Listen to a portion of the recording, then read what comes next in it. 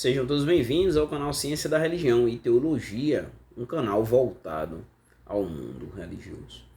E no vídeo de hoje nós vamos estar finalizando o último ponto, dos 5 pontos dos solas, ou a última das 5 solas, E dessa feita não poderia ser diferente, com a principal delas, que todas as outras divergem nela, que é sola Deo Glória, ou somente a Deus, ou somente a Deus a glória, ou só Deus é digno de ser glorificado e exaltado, ou toda honra e toda glória somente a Deus.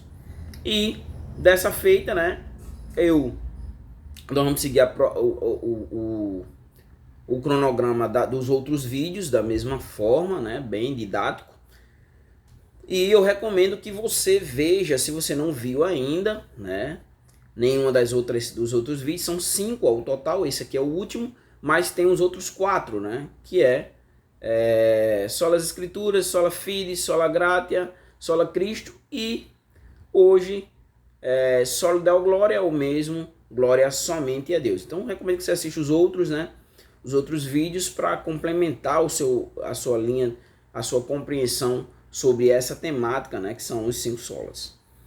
O sola de hoje nós definiríamos da seguinte forma, A definição seria: toda glória e honra pertencem exclusivamente a Deus, Lembrando que o contexto é o contexto da Reforma Protestante, onde vai surgir os 5 sola, Vai ser tirado do contexto da Reforma Protestante, liderada ali por Lutero e outros reformadores, E que lembrando que o Papa recebia glória, Não somente o Papa, mas nós vamos ver aqui que existia uma transferência da glória que pertencia a Deus a outras situações, E logo a necessidade de enfatizar que somente o único que é digno de glória é somente Deus e mais ninguém.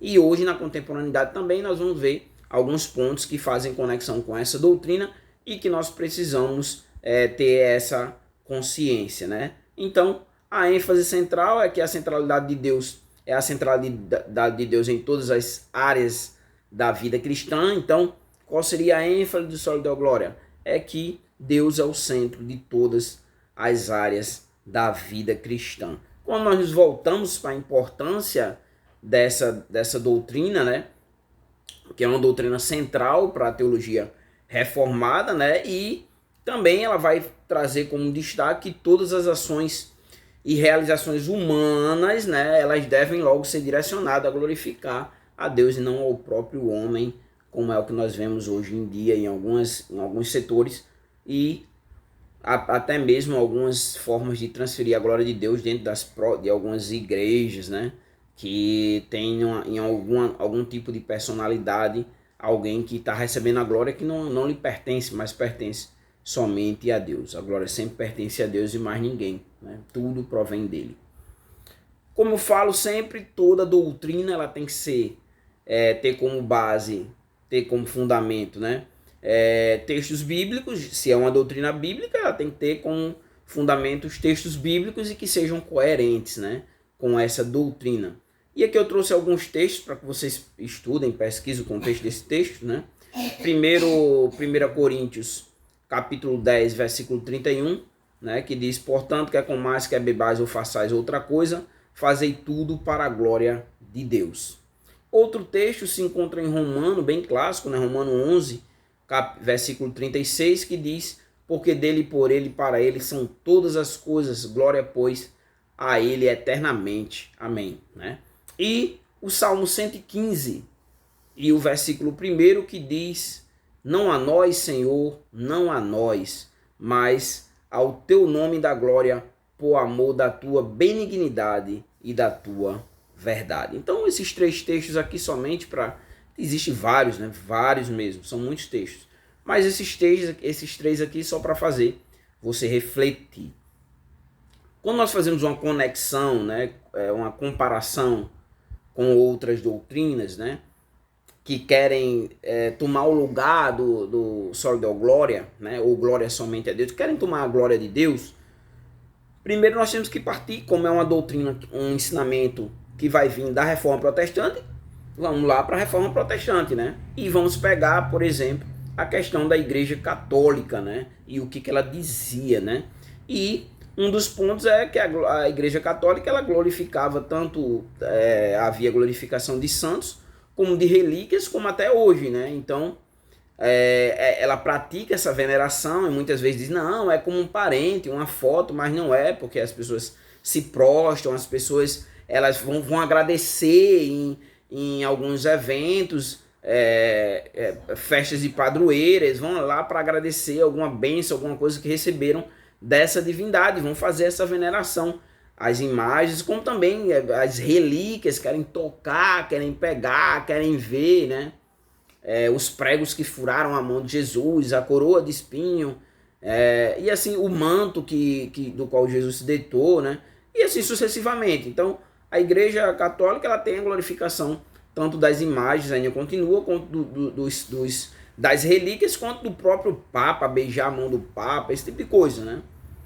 E os reformadores rejeitaram, como nós vemos totalmente essa doutrina, porque a afirmação é que somente Deus deve ser glorificado, ninguém mais deve ser glorificado ou mesmo tomar o lugar de Deus, mas o único que é digno de receber a glória de Deus é o próprio Deus, né? Que a glória pertence a Ele, tudo pertence a Ele, você pertence a Ele, sua vida pertence a Ele, e tudo provém dele, né?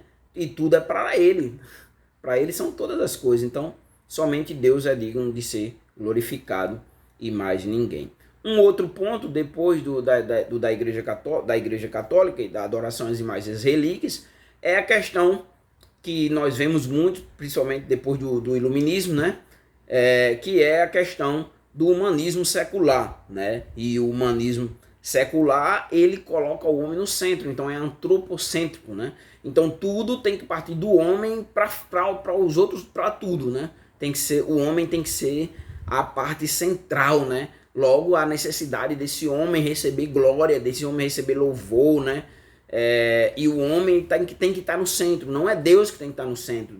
A vida do homem, quem tem que estar no centro da vida é dele, ao invés de ser para Deus, tudo tem que ser voltado para o homem, daí o antropocentrismo, né? E aí o contraponto é que não, Deus é o centro, Deus ele tem que estar no centro de todas as coisas, não o homem ser o centro, mas Deus ser o centro de todas as coisas. Nós temos esse contraponto também, esse ponto, que é, depois da Igreja Católica, o antropocentrismo, que é colocar o homem no centro, tomando o lugar de Deus. Então, essa doutrina ela vai ter um impacto na teologia, como também na prática cristã, né? Vai influenciar profundamente, principalmente, a adoração e a prática cristã, e também ela vai promover uma vida do cristão não centrada nele, o antropocentrismo, mas centrada em Deus, né? E na sua glória, na sua majestade.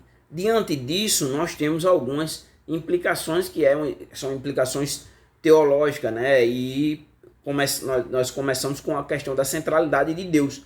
Então é Deus que é o centro de toda a criação e da própria redenção. Ele que proveu a redenção, a salvação a partir dele próprio, né? Já que o homem não conseguia se auto-justificar. Então o próprio Deus envia o seu próprio Filho, que compõe a Trindade Santa, para morrer em nosso lugar, né? Então todas as coisas devem apontar para a sua glória diante disso, né? Começando pela nossa própria salvação, né? Nossa redenção, né? Que ele proveu, né? Ele nos justificou. Estamos nós mortos em nossos delitos e pecado. Foi ele quem promoveu a nossa justificação, né? E de forma gratuita, porque ele mesmo pagou o preço, o seu filho pagou o preço em nosso lugar, morrendo, né? Para que nós viéssemos a ter uma vida abundante em Deus, uma reconciliação, né? Propiciando pelos nossos pecados, né? Um outro ponto aqui ainda, de forma uma outra implicação teológica, é com relação à humildade e dependência do próprio Deus, a humildade humana, né? Então, nós precisamos reconhecer que todas as realizações humanas, elas são possíveis somente pela graça de Deus. É a graça de Deus nas nossas vidas Se nós fazemos alguma coisa, não é por nós mesmos, mas é a graça de Deus atuando em nossas vidas. Se as pessoas veem a Jesus através de nossas vidas, não é nós, não somos nós que promovemos essa restauração do homem com Deus, mas é o próprio Deus através do seu Espírito e nos usando como um canal para transmitir a mensagem. E o Espírito Santo vai lá e convence o homem do pecado, da justiça e do juízo, né? Então tudo é graça, tudo é pela graça de Deus, né? Então logo isso deve promover humildade, né? E uma dependência maior em Deus, né? Uma dependência maior de Deus, sabendo que todas as coisas provêm dele, né? E que é sua graça que nos sustenta. E sempre quando nós tivermos algum sucesso ou mesmo passarmos por alguma situação, né? Nós devemos olhar para Deus e saber que ele está controlando todas as situações e que no fim último tudo vai contribuir para o nosso próprio bem, como diz o apóstolo Paulo lá em Romanos. Uma outra implicação teológica diretamente é com relação à própria adoração e louvor, né? Então, nesse caso aí, essa adoração deve ser direcionada exclusivamente para Deus, né? E refletir sua majestade e santidade. Então, um dos problemas que nós temos é a idolatria. E a idolatria de homens, grandes pastores, vários pastores são idolatrados, ou mesmo cantores gospels, né? Personalidades humanas vêm tomando o lugar de Deus, né? E o único que é digno de toda a honra, toda a glória, todo louvor, toda a majestade é somente Deus, né? Que promove todas as coisas em nossas vidas, inclusive o cuidado soberano dele sobre as nossas vidas, né? Inclusive o Salmo 23 diz que o Senhor é meu pastor e nada nos faltará, né? E nada nos faltará porque o Senhor é o meu pastor. Diante disso, nós temos algumas implicações práticas dessa doutrina de só da glória somente a Deus. E o primeiro delas é que nos conduz a viver pela fé. Então, essa doutrina nos encoraja a termos uma vida de maneira que todas as situações glorifiquem a Deus.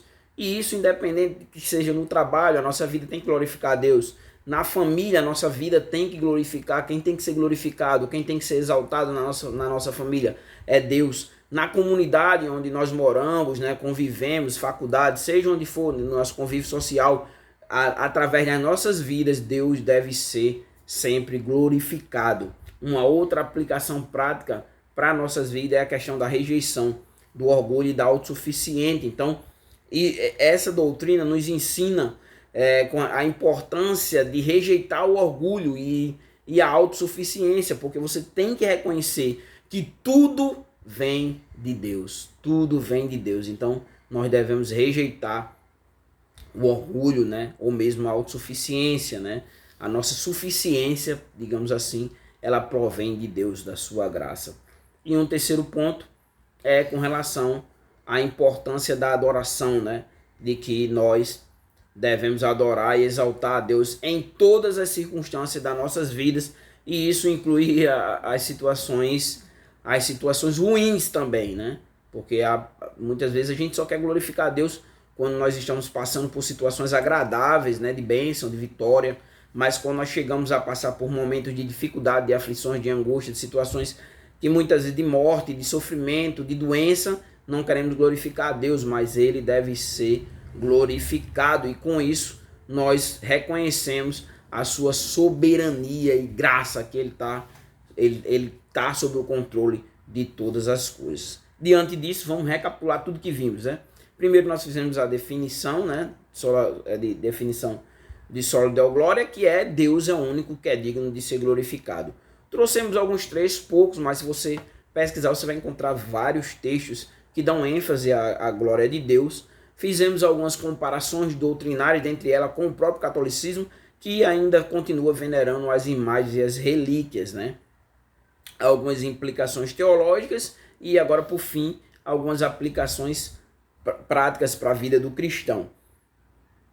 Qual seria, então, hoje, um outro ponto para nós seguirmos aqui para finalizar, é a relevância contínua, né, de que essa doutrina tem e deve ter, né, principalmente para a igreja moderna, né? Será que as pessoas estão tomando a glória de Deus? E também com referência à vida cristã. Deus está sendo glorificado através da sua vida, e com isso nós chegamos aos desafios. Qual seria então o desafio que o Sólido Del Glória traz para a vida do cristão? E eu digo, né, o cristão, ele é desafiado a glorificar a Deus em todas as áreas de sua vida. Então a pergunta é, todas as áreas da sua vida glorificam a Deus, ou tem alguma área da sua vida específica que acaba não glorificando a Deus, mas fazendo com que Deus não seja glorificado, e ainda, é porque é crente, é porque... Então, se tem uma necessidade diante desse desafio de que você reconstrua, né, essa ponte para que essa área específica da sua vida que tá levando Deus a não ser glorificado, mas ao contrário, a ser apontado ali de forma negativa, porque você é um representante de Deus aqui na Terra, né? Você é um pequeno Cristo aqui na Terra, representando o próprio Deus e a Trindade, e você não está glorificando a esse Deus, a essa Trindade, automaticamente você precisa se reconstruir, se recondicionar e voltar ao local que pertence a Deus, que é a sua vida, glorificá-lo, né? E aí você reflete e vê os pontos, os caminhos. Sempre existem caminhos, muitas vezes é compreensível que tem muitas situações em nossas vidas que nos levam a acabar desagradando a Deus, ou mesmo fazendo com que o nome do Senhor não seja glorificado. E são circunstâncias, a gente somos seres humanos e vivemos numa humanidade caída, e que muitas vezes é difícil sermos perfeitos, e perfeito também nós não somos, né? Só seremos perfeitos na glorificação, quando esse corpo que é corruptível se revestir da incorruptibilidade, e esse corpo que é mortal se revestir da imortalidade. E aí quando nós tivermos um corpo ali glorificado, né? Um corpo que vai glorificar dessa forma eternamente a Deus, né? E evitar que nós venhamos a viver uma vida de promiscuidade e pecado. Essa é a nossa esperança.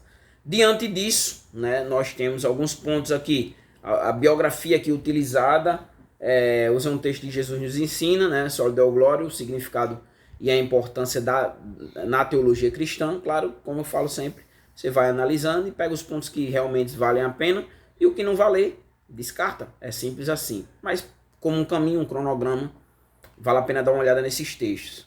Ministério Lognier, né, o que significa Sólido Del Glória. God Questões, né? Porque o Sólido Del Glória é importante. Dá uma olhada nesses textos. Também eu sempre recomendo essa obra aqui, para você fazer as comparações, né? E aí, quando você vai vendo que não está em desacordo, e outros textos, leia tudo, porém tem um padrão. Qual seria o padrão? Primeiro, fundamentar sua mente sobre as doutrinas. Eu sempre digo isso, né? Talvez os biblistas ou os adeptos da teologia bíblica vão do contrário ao meu pensamento, mas eu penso que os livros que o cristão deve ter são teologias sistemáticas. E aí alguns vão dizer, não, mas não pode, tem que ser a teologia bíblica. Mas eu sou adepto da teologia sistemática, e um dos grandes motivos é porque lá eu encontro os textos que vão abordar sobre cada uma das doutrinas. E logo o que acontece? Pronto, teologia bíblica, você vai lá, você desenvolve o texto ali, as doutrinas a partir daquele texto, por exemplo, o Evangelho de Mateus, todos os textos. Na teologia sistemática, a gente vai no Antigo Testamento, vai no Novo Testamento, pega e trabalha aquela doutrina, né? E assim, então, todas as duas são importantes, mas eu sou adepto da teologia sistemática. Uma pena não estar na minha casa aqui, tô na casa da minha irmã, né? Vivo em duas casas. E aí eu não posso mostrar para vocês, né? A partir de cada vídeo, indicar uma teologia sistemática. Mas, para quem é iniciante, dá uma pesquisada aí,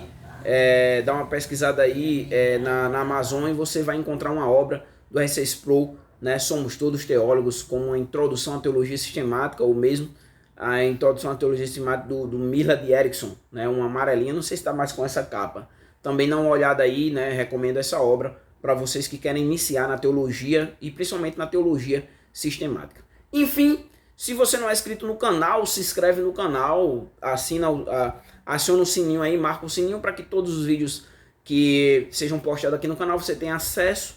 Deixa o teu comentário e deixa aí, diz aí se a tua vida ela vem glorificando a Deus, se Deus é glorificado na sua vida, e se tem algum ponto da sua vida que Deus não é glorificado, vamos orar por isso, né? para que Deus ele possa chegar em tua vida e para que Deus ele possa restaurar esse ponto, né? Eu não vou criticar porque nós somos seres humanos e muitas vezes a nossa vida são altos e baixos. O importante é permanecermos e seguirmos para em algum momento nós chegarmos à glorificação, né? Ou à volta de Cristo e ele vir arrebatar a sua igreja. É isso, que Deus possa abençoar a sua vida. Se você não é inscrito, se inscreva no canal e compartilhe esse vídeo, né, com outras pessoas. E até o próximo vídeo.